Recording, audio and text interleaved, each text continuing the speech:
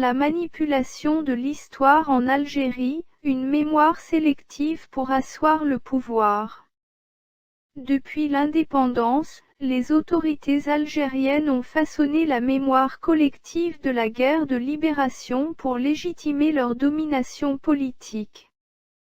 Ce récit officiel réduit la complexité de ce conflit à une lutte univoque contre l'administration coloniale française, occultant délibérément ses dimensions de guerre civile et les fractures internes qui ont marqué cette période. La guerre d'Algérie ne fut pas seulement une guerre contre la colonisation, mais également un conflit fratricide où les luttes internes ont laissé des cicatrices profondes. Les massacres, comme celui de Mélouza en 1957, où les messélistes furent victimes de représailles sanglantes de la part du Front de libération nationale, illustrent la brutalité de ces affrontements entre Algériens. Les purges internes au sein du Front de libération nationale, longtemps tabou, témoignent de l'ampleur de la violence politique utilisée pour imposer l'unité du mouvement indépendantiste. Les harkis et assimilés, souvent dépeints comme des traîtres par le discours officiel, étaient pourtant bien plus nombreux que les combattants du Front de libération nationale, représentant 4 à 6 fois leurs effectifs.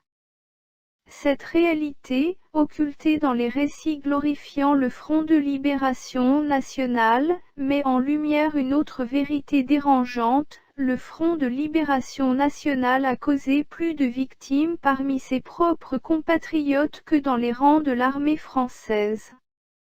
Cette violence interne, utilisée pour asseoir son autorité, a marqué profondément la société algérienne. Pourtant, le contrôle étatique sur l'histoire a transformé ces fractures en un récit manichéen, glorifiant les moudjahidines et stigmatisant les opposants sous des étiquettes infamantes comme « harkis » ou « parti de la France ».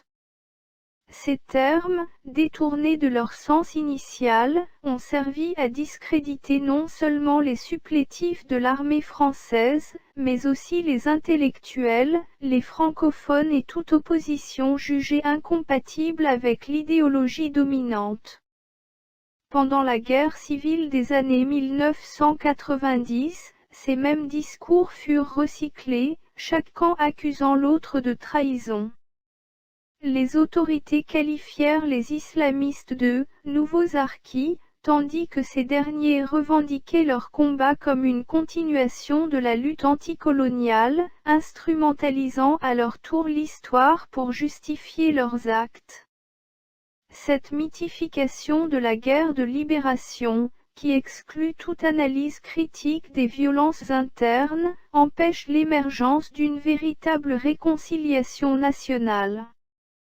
L'occultation des représailles sanglantes contre les harkis après 1962, combinée à l'exaltation d'une violence prétendument libératrice, a figé le pays dans une culture de guerre et de haine.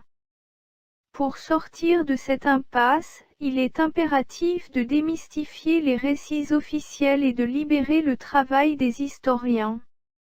Une réévaluation honnête de cette période, reconnaissant les dimensions multiples du conflit, pourrait permettre à l'Algérie de dépasser les divisions héritées du passé et de construire un avenir fondé sur la pluralité et la réconciliation.